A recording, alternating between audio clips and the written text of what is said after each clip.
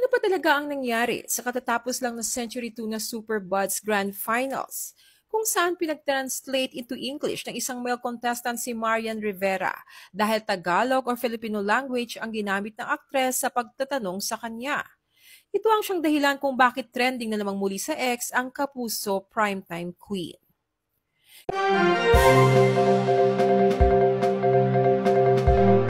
Isa ang aktres na si Marian Rivera Dantes sa judge noong gabi ng Grand Finals ng Century Tuna Super Buds 2024 na ginanap sa Marriott Manila Hotel noong July 9. At isa sa most unforgettable moments ng kompetisyon ay ang Q&A portion.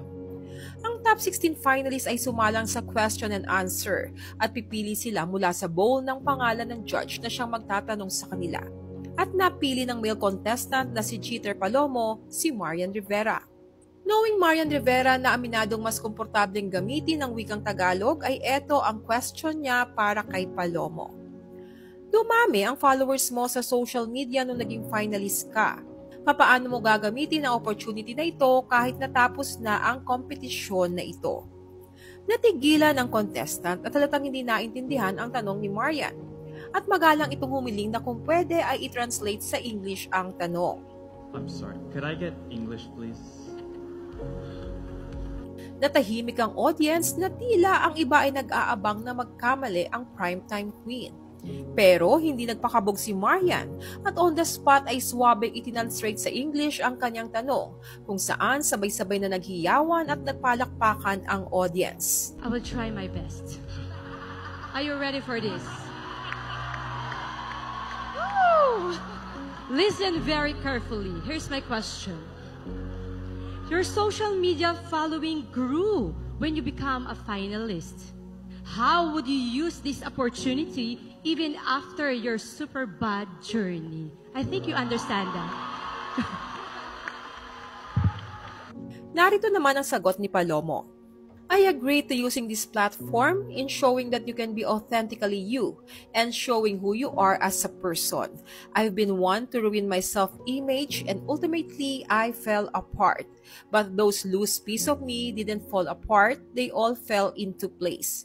And now I want to use that social platform to continue to inspire others on their fitness journey on becoming the best you ever. Thank you. At tila ay inadya naman ng pagkakataon na si Jeter Palomo na sinasabing kahawig umano ng Korean superstar na si Park Seo-joon ang siyang itinanghal na male grand winner nitong Century Tuna Super Buds 2024, habang sa female category naman ay nagwagi si Justin Felizarta.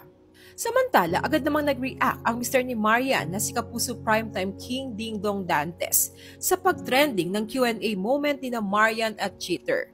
Nag-post si Ding Dong sa Facebook ng mensahe ng appreciation sa misis.